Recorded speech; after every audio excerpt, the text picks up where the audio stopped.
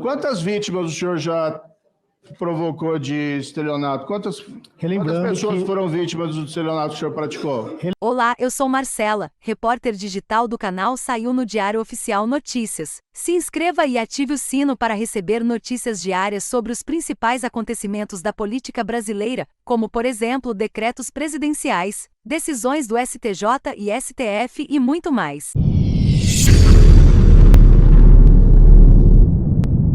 Lembrando que eu fui vítima de uma perseguição em Araraquara, inclusive equiparada à perseguição que Vossa Excelência fez com o presidente Lula, integrantes do PT, e ressaltando que eu li as conversas de Vossa Excelência e li a parte privada e posso dizer que o senhor é um criminoso contumaz. Cometeu diversas irregularidades e crimes. Senhor Delgatti, nós tentamos levantar aqui a sua ficha corrida, seus antecedentes criminais. Confesso que tivemos alguma dificuldade, porque ela é bastante extensa. Eu perguntaria quantos processos por crimes de estelionato o senhor respondeu ou responde?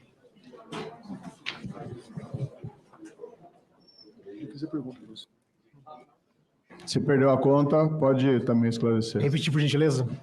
Quantos processos por estelionato, ações penais o senhor responde ou já respondeu? Respondi cerca de 4 ações e fui absolvido em todas elas.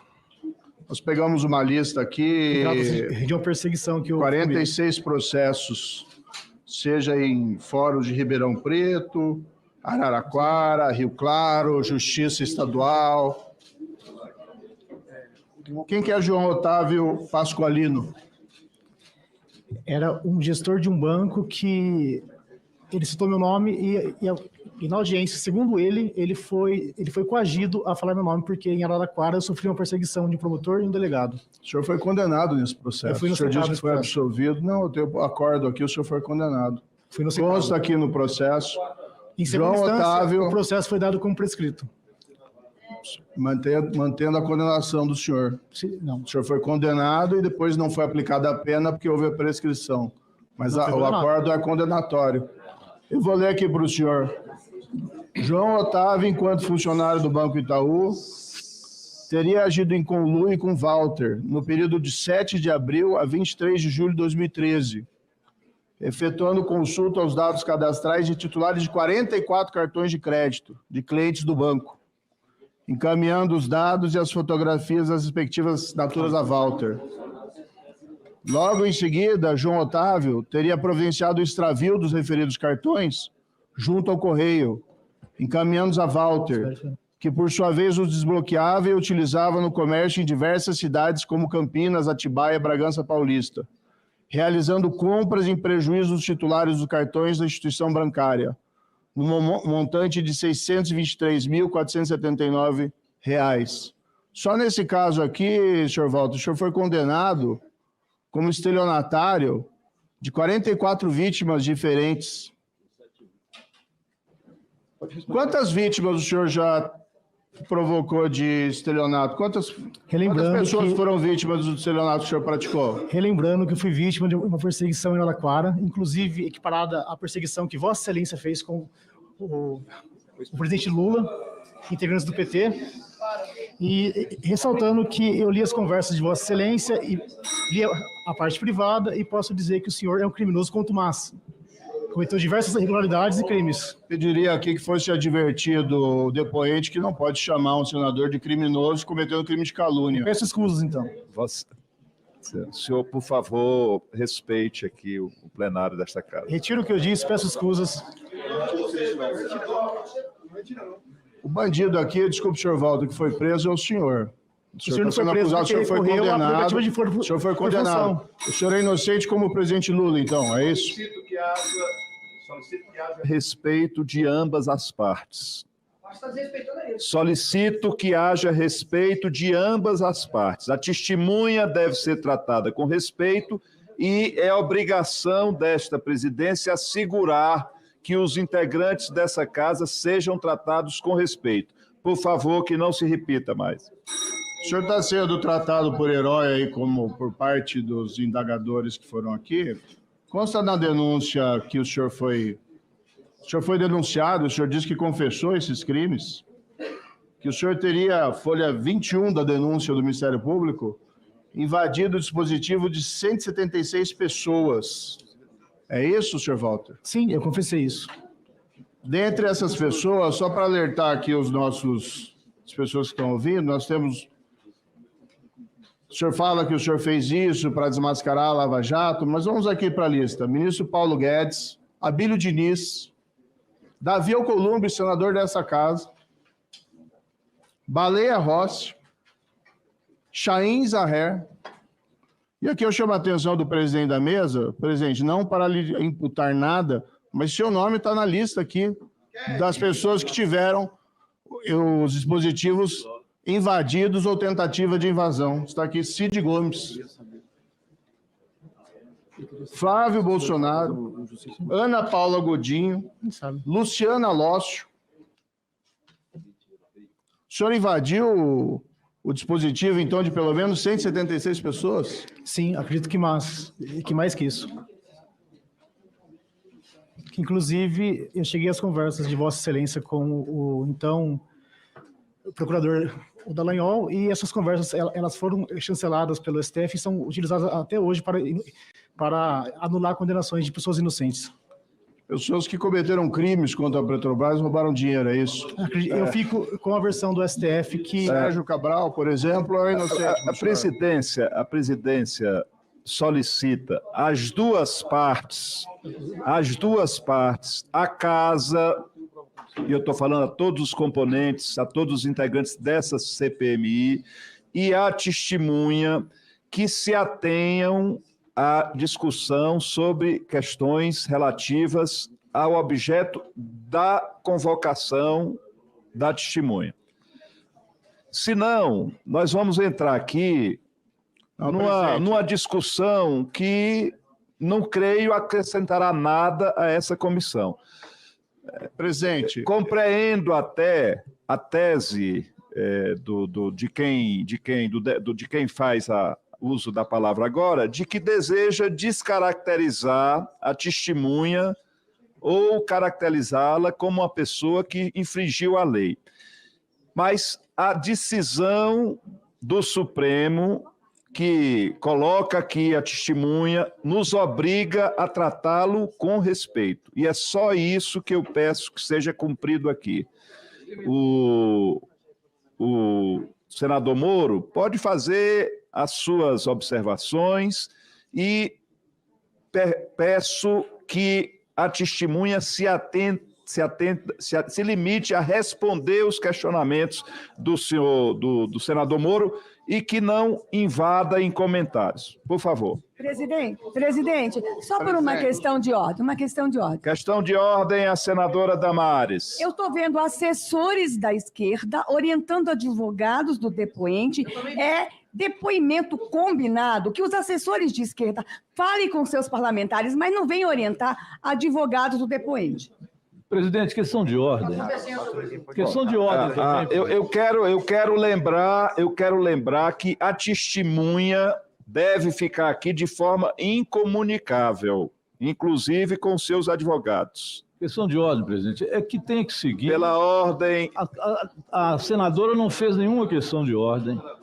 E eu entendo o desespero que eles estão depois de todo esse depoimento que coloca o crime de Jair Bolsonaro, mas tem que andar de acordo com os fundamentos.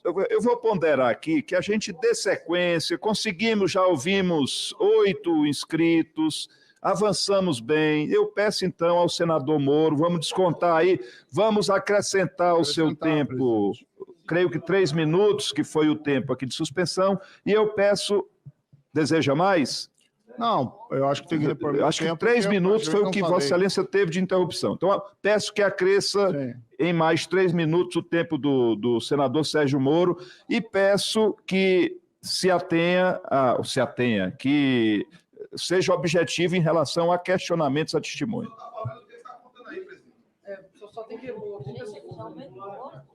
Está gostando do conteúdo? Curta esse vídeo e fique conosco até o final.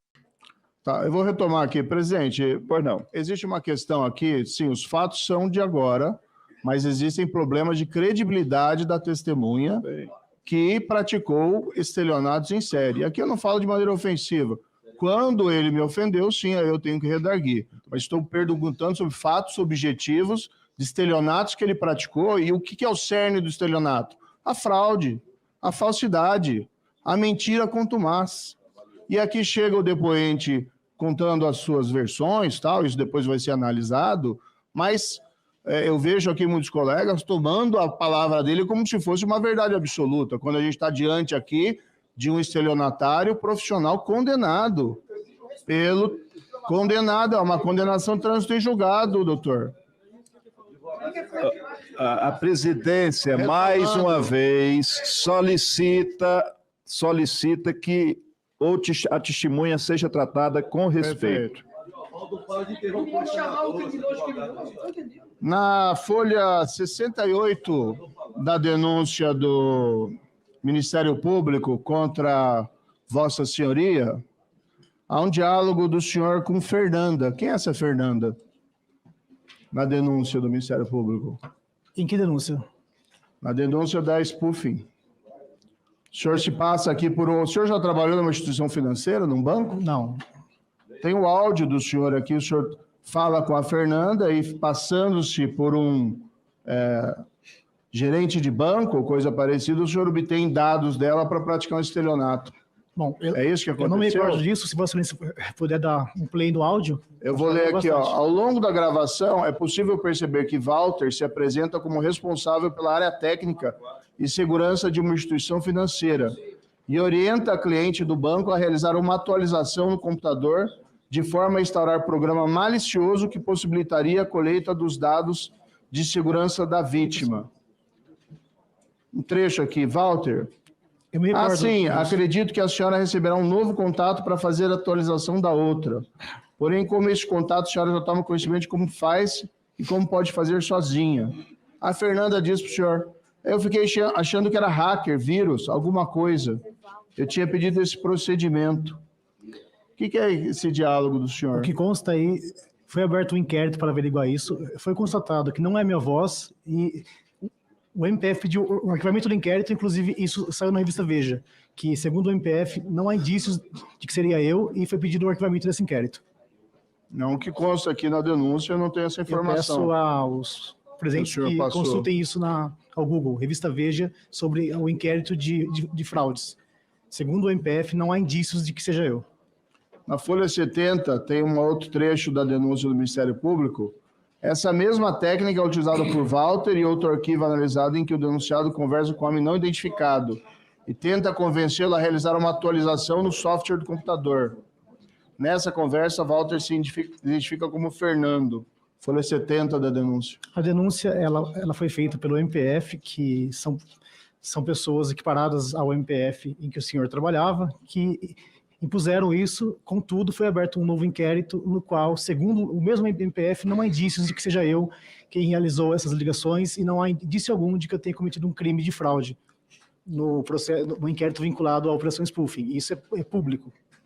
Consta na folha 71, na análise do conteúdo armazenado no e-mail do outro denunciado, Gustavo Henrique, foi encontrado um arquivo de vídeo em que Gustavo filma Walter realizando uma ligação para possível vítima e fraude bancária. O que foi isso? Tá, folha 71. Isso foi encontrado com o Gustavo e eu tenho conhecimento acerca disso.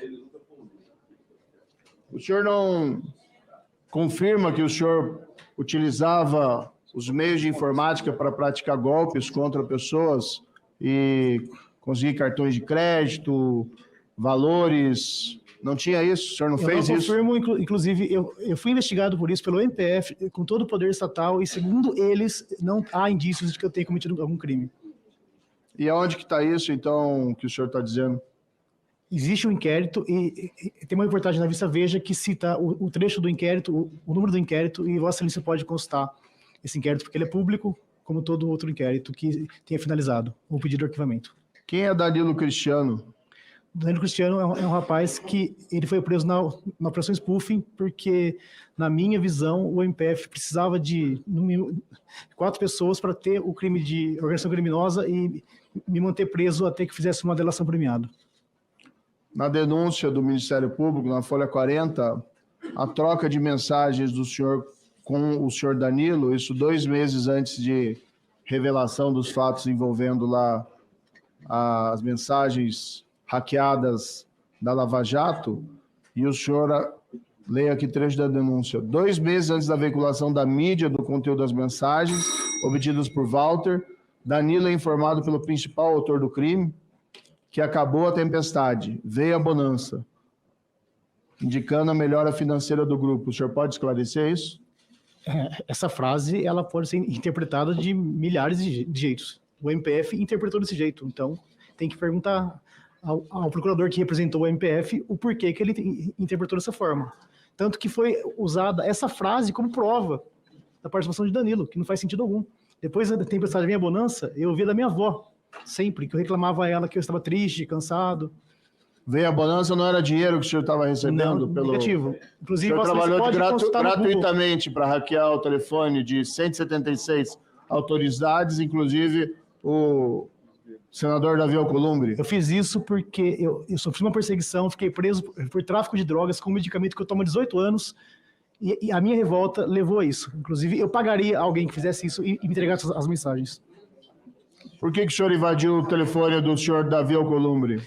Porque eu fui imparcial. Eu invadi, inclusive, um telefone que tinha o nome de Lula. E não encontrei nada. E qual era o objetivo do senhor para fazer esses... Solicito a Vossa Excelência, que já foi concedido o tempo, eu solicito a Vossa Excelência que conclua a sua participação. Então, para concluir, só para meus comentários finais aqui, nós temos o depoente que é acusado, processado por diversos crimes de estelionato. Pelo menos um caso aqui, nós não conseguimos remontar todos, há casos ainda em tramitação, há um caso aqui de condenação que envolveria pelo menos 44 vítimas. Sinais claros de que o depoente está envolvido na prática de fraudes e faz do crime a sua profissão. O que ele fala aqui, nós temos que, de fato, analisar, mas nós não podemos ter a palavra de alguém envolvido em crimes em série, inclusive de estelionato, como verdade. Por isso faço alerta aqui a muitos dos senadores parlamentares que estão tratando o depoente como uma espécie de herói, que esse herói já fez como vítimas diversas pessoas inocentes. Conclua, senador. Não só hackeando, mas roubando-lhe valores através de estelionato. Que bom que você ficou aqui até o final. Nossos vídeos vão ao ar de segunda a sexta às 19 horas. Compartilhe esse vídeo para que mais pessoas saibam o que está acontecendo em nosso país. Vejo você no próximo vídeo.